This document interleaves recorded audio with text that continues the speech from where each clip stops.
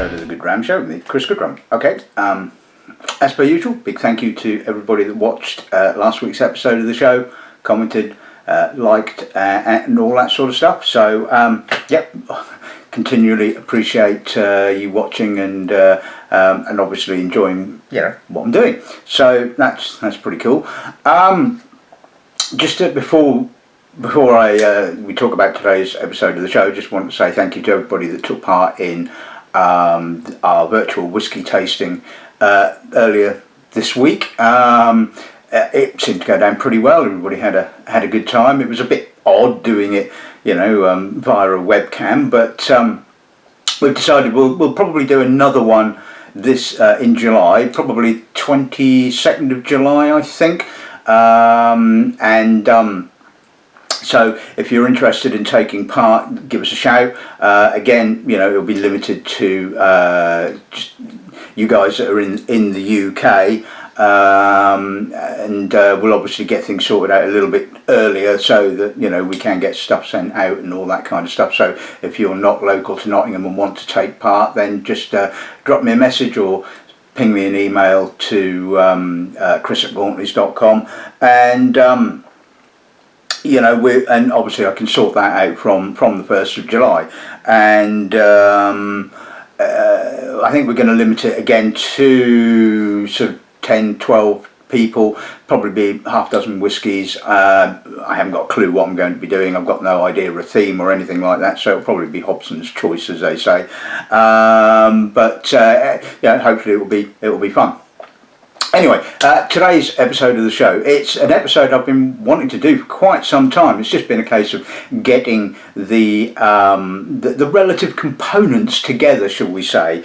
And the reason I've wanted to do this episode for a long time is because it's about the Lowlands. Now, I've always been a big fan of the Lowlands, and for eons, it's pretty much been a case of, Bladnoch,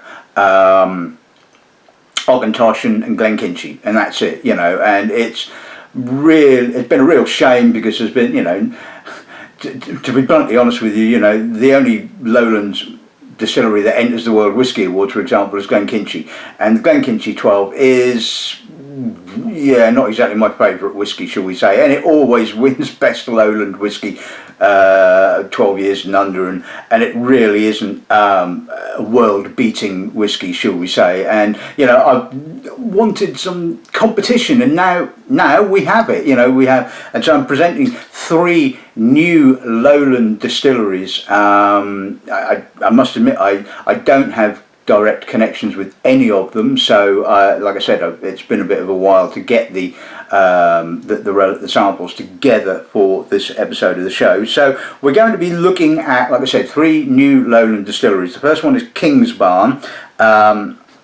This is a new distillery built in Fife. It was founded in 2014 by a chap called Doug Clement. Now, unfortunately, sort of Doug obviously got part of the way there. He secured quite a bit of funding, but it's not cheap, building distilleries, and unfortunately didn't quite. He got enough money together from crowdfunding and government grants and what have you to get the base work done, but then eventually had to sell the whole shebang to the Wemyss family, who obviously are a well-known independent bottling company. I believe they kept Doug on in some form or fashion. I forget exactly what his role is, but they basically pumped in the money to get the distillery over the starting line, shall we say, and they're kind of set up to make what you would assume to be a traditional Lowland style whiskey. So fairly long fermentation, 72 to 120 hours. So you're going to start off with a nice estery, fruity base. It's not triple distilled as far as I'm aware, it's just double distilled, but obviously lots of reflux, all that kind of stuff. And when I first tasted, which I will get to, the new make, I was really impressed, and really waiting to see what the real McCoy would be like. So yes, so Kingsbarn. Second distillery we'll be looking at is the Glasgow Distillery. Now, back in the day, in the late 1800s, Glasgow was a hotbed of distilling. Certainly, it was home to one of the largest distilleries. I think at one point it was Port Dundas, the behemoth grain distillery. It basically swallowed up distilleries around it, like a fish eating plankton, I guess.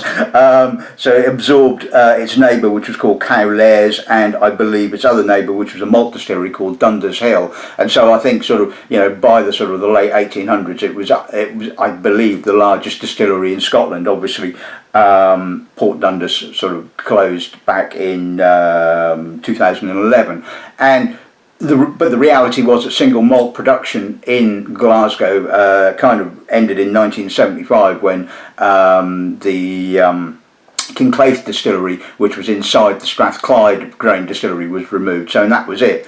So two guys called Liam Hughes and Ian McDougall decided again in 2012 that they wanted to bring malt distilling back to Glasgow and founded the Glasgow Distillery.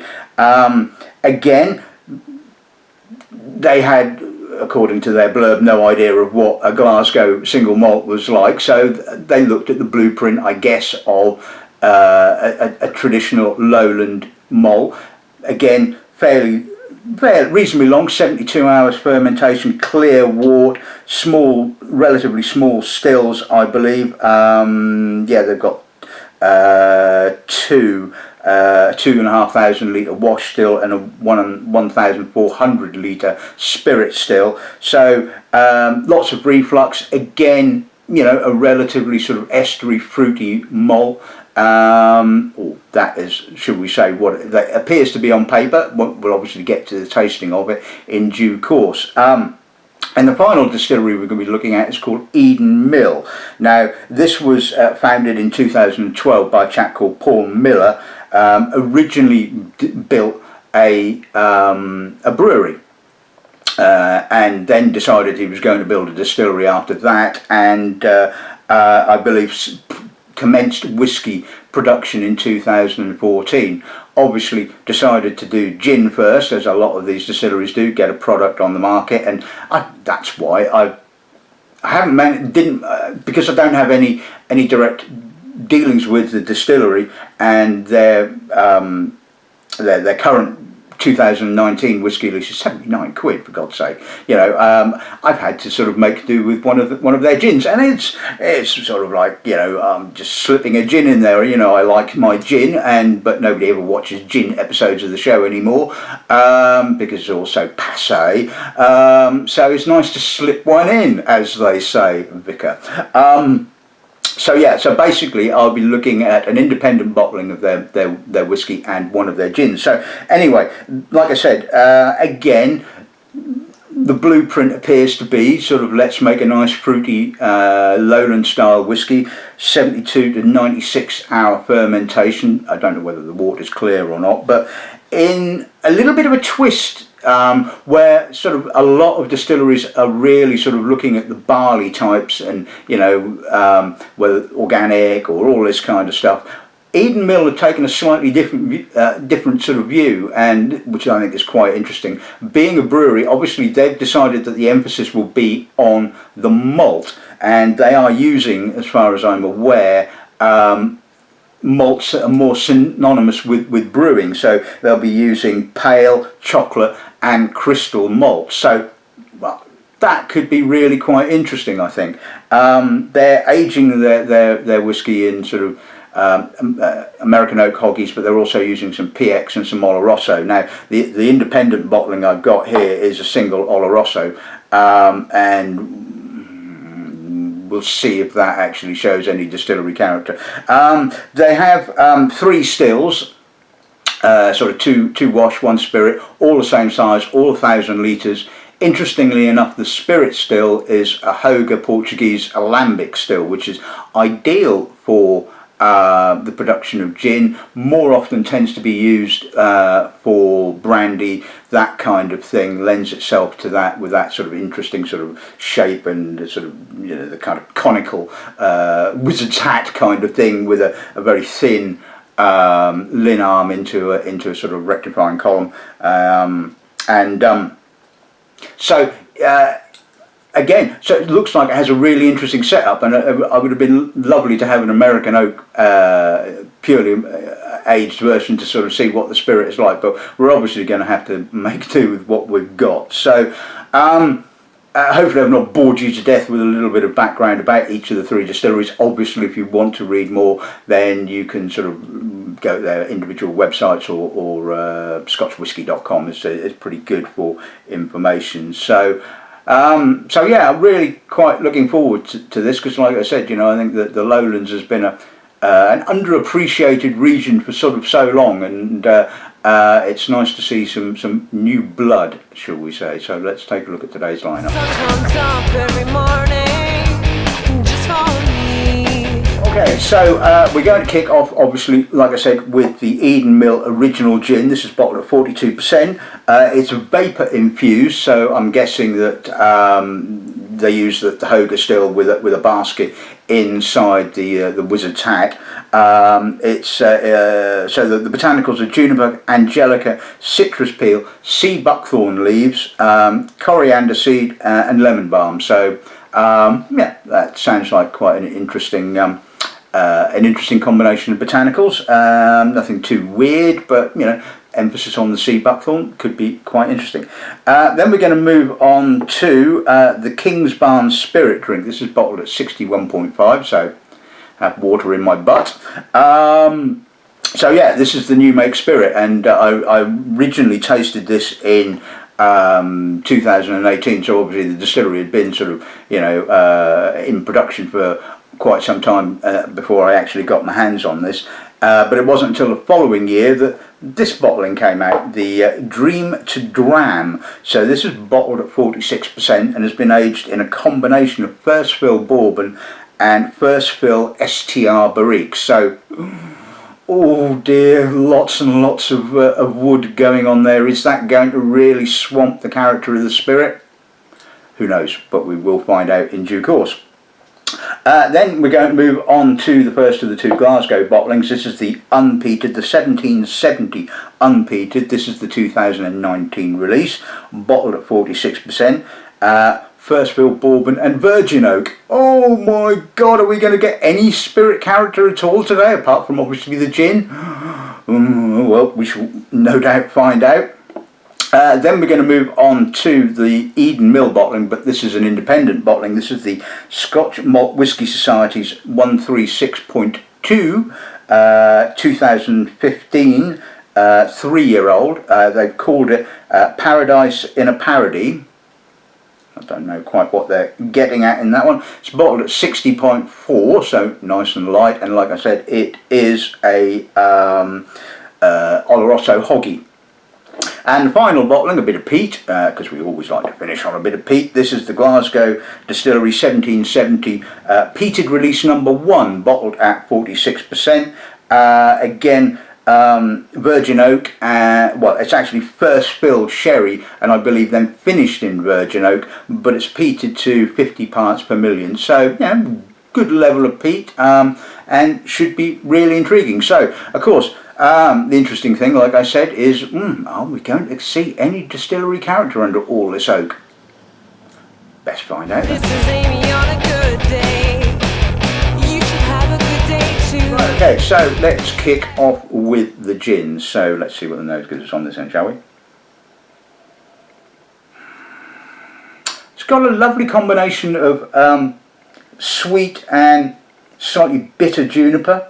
There's a nice salty freshness, which I'm guessing is coming from the sea buckthorn. There's a little bit of berries. There's a touch of spirit character. Now, I don't know whether they produce their own base spirit. I mean, I'm guessing that because they're sort of set up to produce whiskey, that they probably do. I doubt very much whether they use barley.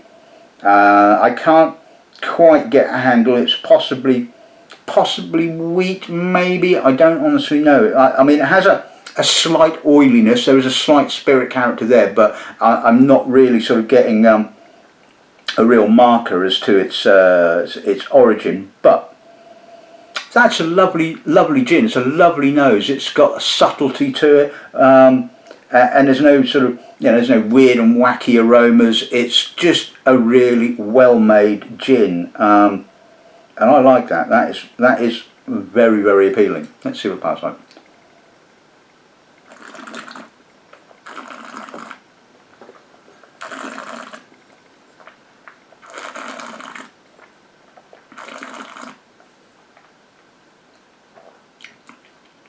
A little bit fuller and rounder on the palate, less of the saltiness. So this saltiness does kind of come through quite nicely on the end, the salty berry kind of note. Again, there's a touch of spirit character. Again, a little bit of lemon, a little bit of coriander. It's got a lovely mouthfeel to it. 42% seems to be sort of like just a lovely ABV for it to be drunk neat. And I think that's a perfectly lovely gin. Again, nothing too weird about it, nothing wacky. It's just a sort of like a really good blending of the botanicals. And nice. Of course, obviously, I'm not getting any real idea of the spirit character, but then again, it's not really sort of, I'm pretty certain that this won't be sort of, based on barley, far too expensive to turn into gin, I think so. But as a standalone product in its own right, I really like that. I think that's lovely. Right, okay, so let's move on to the whiskey. So this is the Kingsbarns Spirit Drink. Let's see what the nerd gives us on this end, shall we? Oh, now that is lovely. That is really estery, really fruity, maybe a little overly banana-y, possibly. Apricot, grass, sweet barley, but it's got a lovely body to it. It's got a robustness. It's not just a sort of like one-dimensional fruit monster. But I mean, there's a lot of fruit, and there's not a lot of off the still notes. There's not a lot of impurities, and so it's damn clean. There's no faintiness whatsoever. I mean, this is. You can see why they released this. I mean, this is just absolutely spot on, ideal, Lowland whiskey as far as I can see. Yeah, that is. Yeah, okay. There's a little off the still note kind of creeping out now, but which you would expect from a new make. But really, it's so clean. Oh, absolutely gorgeous. Let's see what the pass on.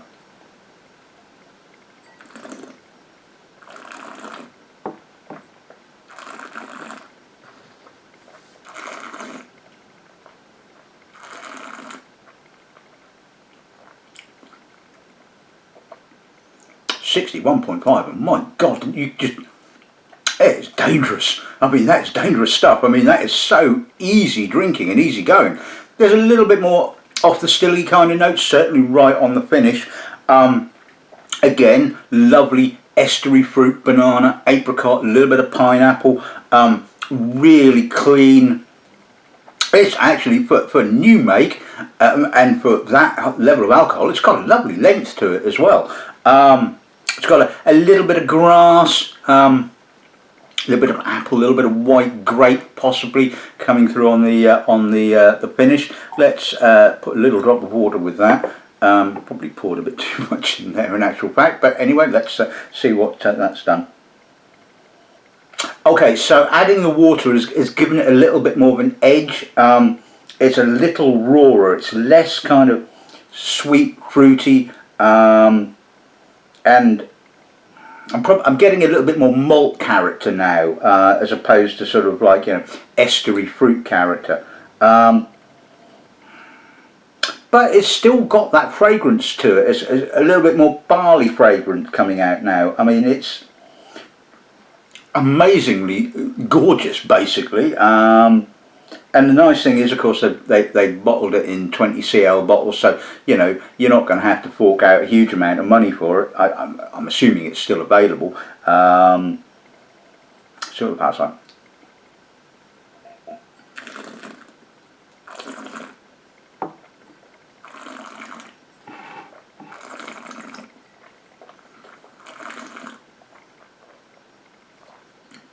Yeah, like the notes, the emphasis seems to have shifted more towards the barley now.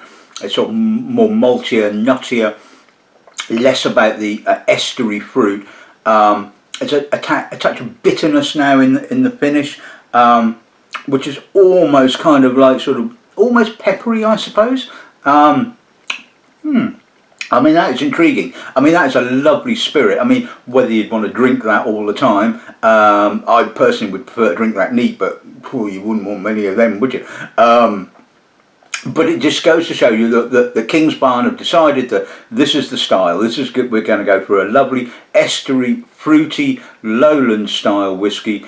And I really hope that it's not been sort of absolutely hammered to death underneath, you know, whatever, first fill bourbon and STR casks. I mean, you know. But anyway, the spirit drink, oh, it's just lovely, absolutely lovely. Right, okay, so the real McCoy, as they say. Let's see what the nose gives us on this end, shall we? Okay, there is some toasty oak, but there's plenty of barley, there's plenty of estery fruit as well. I'm picking up the pineapple, the banana, those kind of notes that come from the spirit. It's quite aromatic. There's a little bit of dried fruit. There's a little bit of dusty, almost tannins. There's a little bit of charred oak as well. Yeah, the balance on that is pretty impressive, it has to be said. I mean, I was expecting, you know, all this kind of, you know, new oak and, you know, mucked about with recharred casks to be sort of like, you know, stomping all over this. But, you know, hats off to the distillery. This is really well balanced. And I have a feeling, did mean to check, that this was the World Whisky Awards Lowland Malt, I believe. I think it's won the category, I think. And, you know, God, this is so much better than bloody getting Glenkinchie. It really is absolutely gorgeous. I mean, I think I showed this at one of our whisky tastings. I think it was last year, and it went down a treat. And it's not a surprise, because this is lovely, and it's well priced as well. I forget how much it's retailing for, but you know, it's a good price. Let's see what the palate's like.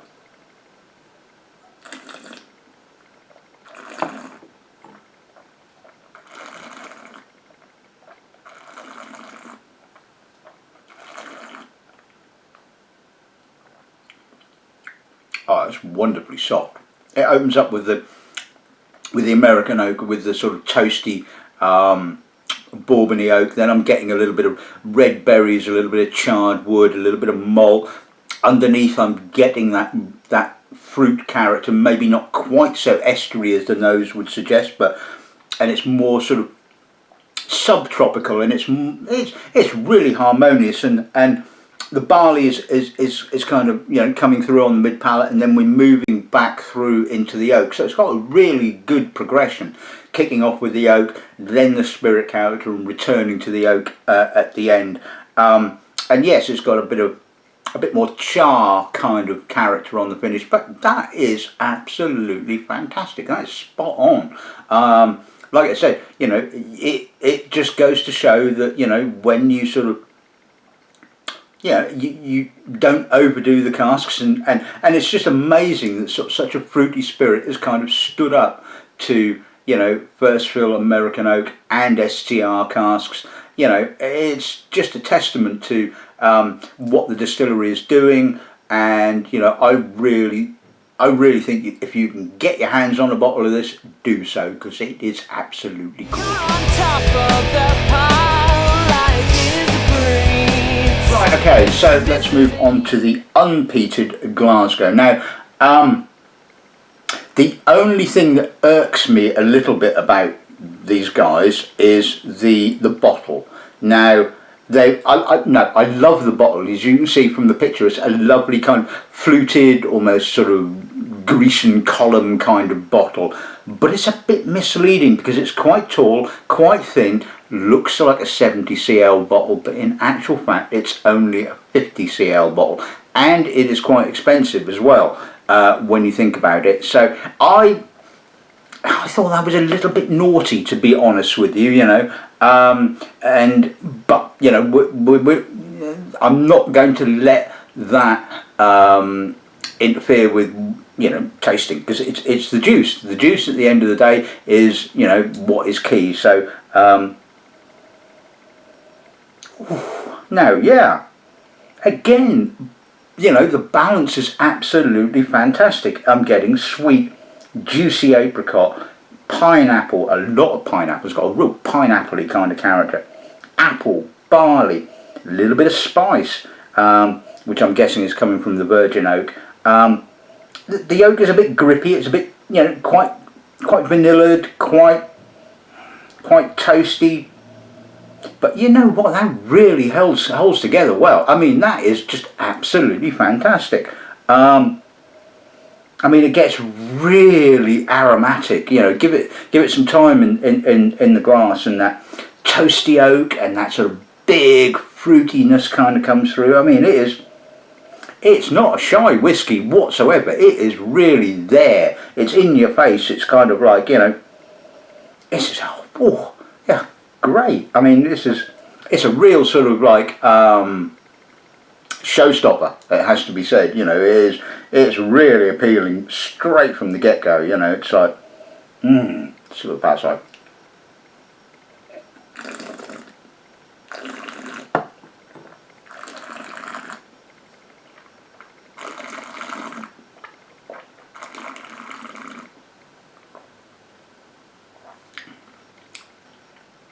Yeah, there's a lot of oak. I mean, there's a lot of toastiness.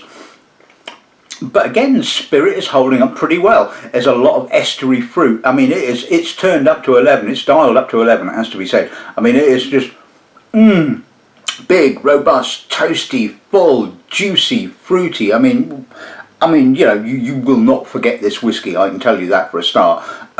It is just absolutely gorgeous. I mean, no off notes, no dirtiness, no fustiness, none of that horrible Glenkinchy sort of wet cardboard. You know, I mean, this is just grade A class spirit, it has to be said. And okay, you could argue that maybe there's a little bit too much oak. I mean, personally, I would have dialed back on the oak just a little bit. But even so, I think that this bottling is just, well, it's a real cloud freezer, it has to be said. I mean, it is just so robust and so juicy. Wow. This is Amy feeling fine. Everybody thinks you're happy. Okay, so moving on to the Scotch Malt Whisky Society Eden Mill bottling. Let's see what they've given us on this end, shall we? Yeah, right, okay. It's pretty much what I was expecting, you know. It is Oloroso. It is clean, I'll give it that. Absolutely no off notes, no sulphur. It's a little bit of white fruit. It's got a slight acetic edge to it, sort of almost kind of like agave-like. You know, it's got a sort of grassiness. There's an edginess to it, sort of like and I'm guessing it's probably the hops, not hops, the malt. But it's also kind of mingling in with the sort of like the Oloroso vegetal herbal character. There's a bit of coffee bean, touch of treacle. I mean, I must admit, it's a single cask. It's not kind of indicative. I would love to see the blend, and if there's anybody from the distillery that's actually watching, if you'd like me to review, you know, the actual distillery bottling, then I would love to see a sample of it. This I don't think is really sort of showing the character of the spirit in its true light. I mean, it's it is heavy Oloroso, dried fruit. And maybe the distillery is a little bit more judicious in its use of sherry. But although when you think about it's Oloroso, and the interesting thing is how they list them now in the wine industry.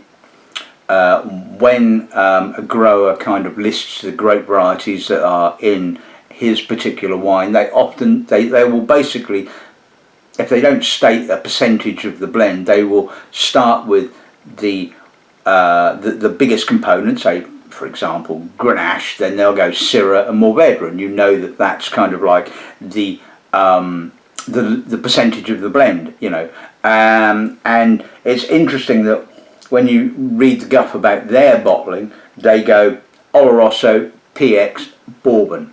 So I'm guessing from that the sherry is going to be their sort of main focal point. I don't know. Again, I'm just guessing because I've not actually tasted it. But tasting this, it's interesting, and maybe I'm getting a bit of distillery character, but overall I'm getting a lot of sherry. So we'll pass on.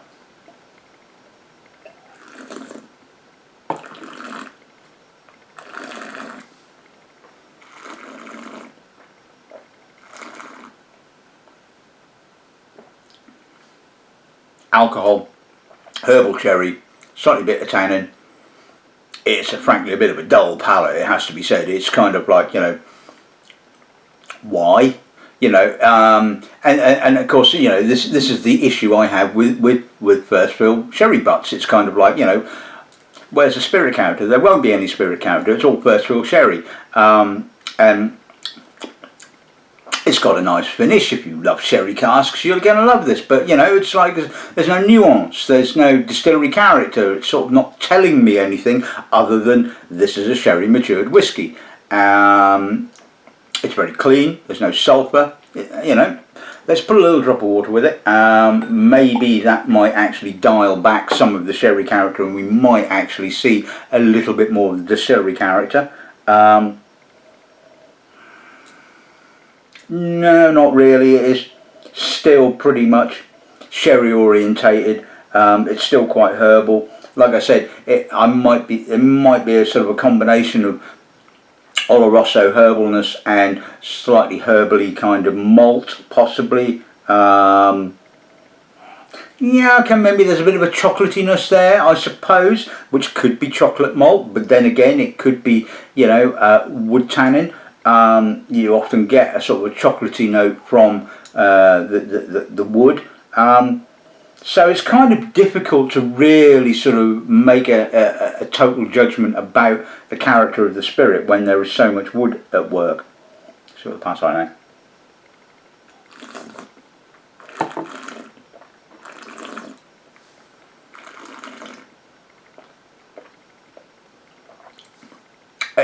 Again, it's pretty homogeneous. It's sherry. It's really quite tannic. It's quite bitter. It's quite short. I mean, it's what, 3 years old. I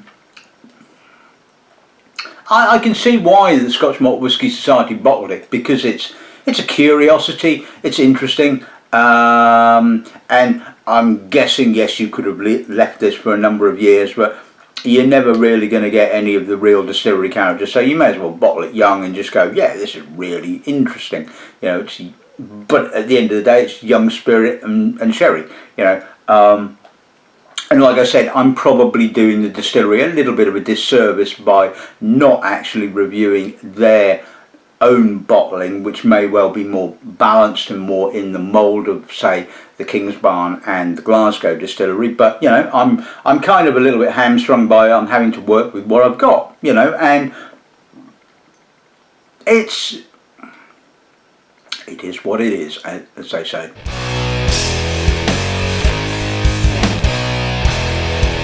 Okay, let's finish with a little bit of peat. So this is the 1770 peated release number 1. Let's see what the notes give us on this end, shall we? There's a fair amount of peat there, I can tell you. But it's herbal. It's dry. It's Oh, it's got it's like a marzipan. There's a little bit of herbally sherry, heather. I mean, that is again really very, very balanced. I'm not. There is a underneath. You can kind of sense more than actually smell the estery fruit and the you know, of the character of the spirit. Some lovely vanilla ashiness as well. That is, again, a really impressive nose. And like I said, you know, I forget what it's retailing for, and it is a bit on the expensive side for a 50 cl. I have a feeling it's something like about 50 quid, but don't quote me on that one. But really appealing, absolutely lovely, it has to be said. See what it passes like.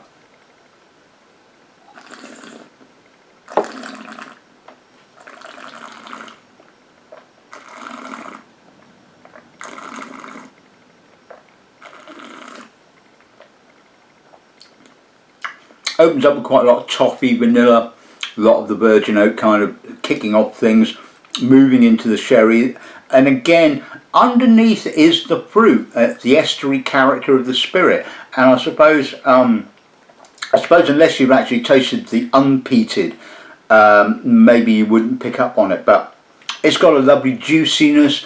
The peat is violety, dry, dusty, earthy, but sweet as well. I mean, that is a lovely mouthful. I mean, you know, just taking it on what it actually is, you know, it's a lovely mouthful. It's got a lovely smoky finish, a little bit of heather as well. I mean, that is just an absolutely gorgeous whiskey. And, you know, bear in mind that this is not very old at all. I mean, this is what, 4 or 5 years old? And that is really impressive, and it just goes to show you, you know, that the Lowlands are back at the end of the day. That's the title for the show. Wow, I'm a bloody genius. Give me 6 whiskies and I turn into an absolute genius. Yeah, I think it's just damn good. It's not easy being perfect. What's a girl to do? Okay, so let's sum today's episode of the show up. Personally, I've really intriguing, really interesting tasting, and one that I really wanted to share with you guys for quite some time. The Eden Mill gin. Yeah, I mean, that's a lovely gin. I mean, I stock it. I like it. I think it's a lovely balanced gin. It's not too weird and wonderful. It's got that lovely kind of sea buckthorny, berry kind of salty character. A little bit of spirit character as well. I like a little bit of spirit character in my gin, but then I prefer to drink my gin neat. So, you know, I want it to sort of say something to me, and I think that really does work quite nicely, it has to be said. The Kingsbarns spirit drink, I mean, when I tasted this, I was taken back to a certain extent to Glasgow when the Dutch guys kind of relaunched it, and they brought out the Glasgow spirit drink, and it just showed that the spirit was so fruity and estery. Well, maybe not quite so much in the Glasgow mould, but it was just really lovely to drink on its own. And the Kingsbarn is just and you know, I've always been a big fan of new make. It gives you the insight into the distillery character, and too many distilleries don't ever release it. So, you know, if you want to know what the character of the spirit is like, then, you know, there's no oak, there's no bugger all else. You know, get yourself a bottle of that, or get yourself a bottle of the Dream to Dram, because I mean, that is damn good as well. I mean, you know, you look at the sort of like the amount of wood there, and you think, is it going to be OTT wood? No, is the honest answer.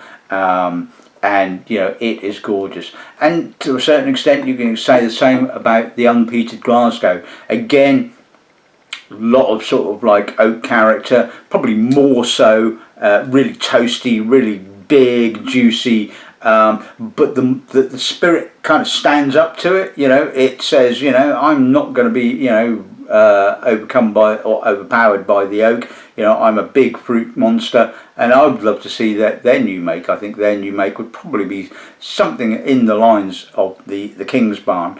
The Eden Mill, like I said, it's probably not indicative of the distillery style in inverted commas, because it's a single cask, it's a snapshot, it's, you know, heavily Oloroso orientated, no real spirit character made. There's possibly a bit if you go hunting for it. It's interesting, you know. I won't say it's a poor whiskey whatsoever. It is interesting, but it's possibly, like I said, maybe doing the distillery a bit of a disservice. And the Peated Glasgow, absolutely gorgeous, lovely, ideal mainland peated malt, if you see what I mean. You know, no saltiness, no brininess, no medicinal notes. Got that dry, heathery mainland character peat, but it's got some lovely spirit as well. So yeah, so that's today's episode of the show. I hope you've enjoyed it. I hope you pick up a bottling of these if you can, and they're available in your market, because they're certainly worth looking at. So till next week, good dramming, and well, next week will be North Star.